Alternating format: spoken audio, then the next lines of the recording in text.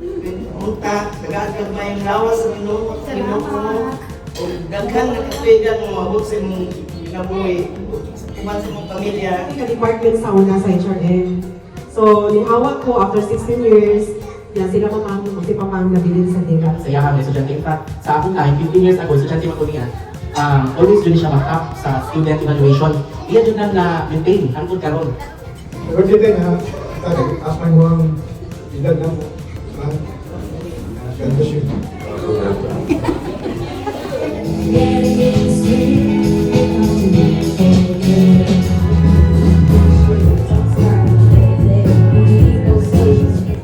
Yang birthday nga, basta kabalungan ng birthday na dahil sa niyang anak. I-surprise na siya. Ba't yung kayo problema sa palayan niya kay kada ako paglaba, pag-amutan paglaba, sige lang paglaba, may kahulmanan. Iabot sa silong, sige po katulong. Ito siya sa mga suon, sa mga families.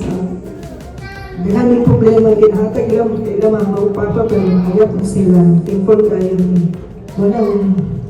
Ayaw lang gihapon ni mo ang responsibilidad sa mga anak. Walay dili ginaputol. Sa pag magkaapo pa ka, kadayon lang gihapon ang responsibilidad sa ginikanan. So, umana ka sa imong mga anak, kadulong na po ka sa imong mga apo, kadulong na po ka sa mga anak sa imong mga apo, anak, samtang buhi pa ka, wala dili pagkaputol ang atong responsibility. No? So, ang importante lang is, mahimo ka maayong modelo. No? Ang importante dyan is mahimo ka maayong modelo sa ato ang mga anak para sa sunod na po, sila na po buhon, mao po nila ipakita sa ilang mga anak. Kita mo'y mahimong modelo para sa ilaha. Kaya kita man ang murag mag-mold ba, no? Kita ang mag-mold sa ato ang mga anak para ang atong mga anak, mauna po na sila mag-mold sa ilang mga anak para mahimo sila ng mga maayong tao, no? And then mahimo silang responsible.